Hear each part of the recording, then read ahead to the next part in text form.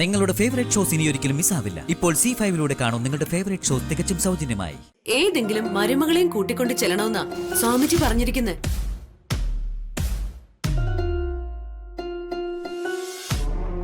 ഞാനിപ്പോ ആരെ കൂട്ടിക്കൊണ്ട് പോകാനാ? പാർവതി ഉണ്ടല്ലോ.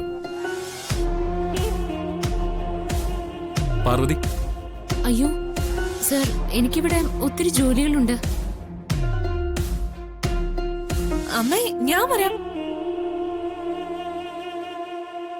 അല്ല, പല്ലവിയെ കൂട്ടിക്കൊണ്ടുപോയ ഗാർഗി പരാതി പറയൂലേ? ഇവൾക്കെന്താ ഗാർഗിയോട് പെട്ടെന്നൊരു സ്നേഹം? അത് ശരിയാ, അവള് ചിലപ്പോ പരാതി പറയാൻ സാധ്യതയുണ്ട്. അപ്പൊ പിന്നെ എന്ത് ചെയ്യും? എല്ലാവരെയും ഒരുമിച്ച് അവിടേക്ക് കൂട്ടിക്കൊണ്ടു പോകാൻ പറ്റില്ല. എനിക്കൊപ്പം ഒരു മരുമകൾക്ക് മാത്രമേ ആ ആശ്രമത്തിലേക്ക് പ്രവേശിക്കാൻ അനുമതിയുള്ളൂ. എങ്കിൽ ആ മരുമകളും ഞാൻ തന്നെയാ. ഗാർഗിയോട് എന്തെങ്കിലും മറുപടി പറയാം. നമുക്കൊരു കാര്യം ചെയ്യാം. ഇവിടുത്തെ 3 മരുമക്കളുടെയും പേരുകൾ എഴുതി നമുക്ക് നറുക്കിടാം. അതിൽ ആരുടെ പേരാണോ വരുന്നത് ആ ആള് എന്റെ ഒപ്പം പോരട്ടെ. അപ്പൊ പിന്നെ ആർക്കൊരു പരാതി ഉണ്ടാവില്ലല്ലോ. അതിന്റെ ആവശ്യമുണ്ടോ? വേണം മോളെ, അതാണ് അതിന്റെ മര്യാദ.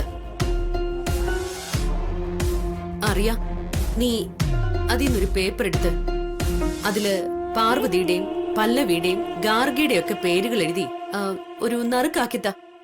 ഞാൻ അതിൽ നിന്നും ഒരെണ്ണം നറുക്കെടുക്കാം. ശരി ആന്റി.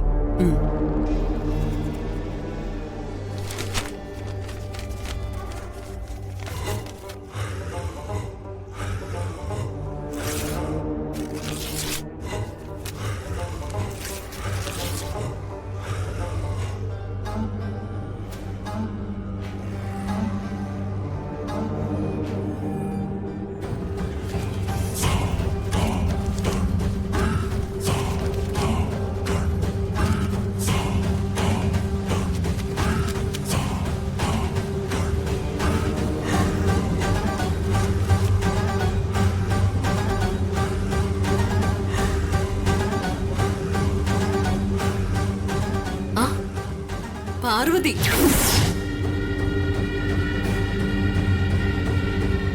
ദേ പാർവതി, നിന്റെ പേരാ വന്നിരിക്കുന്നത്. ഇനി നീ ഒഴിവ് പറയരുത്.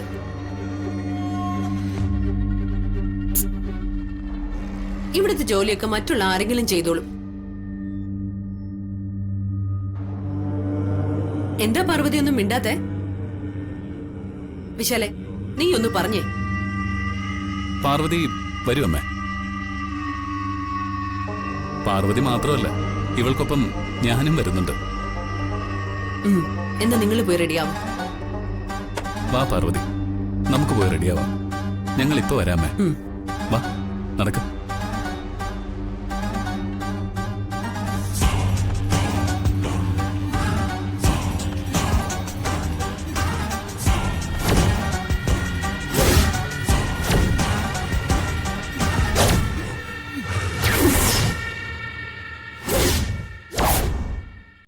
ഡൗൺലോഡ് ചെയ്യൂ C5 ആപ്പ്. കാണൂ എല്ലാ എപ്പിസോഡുകളും സൗജന്യമായി.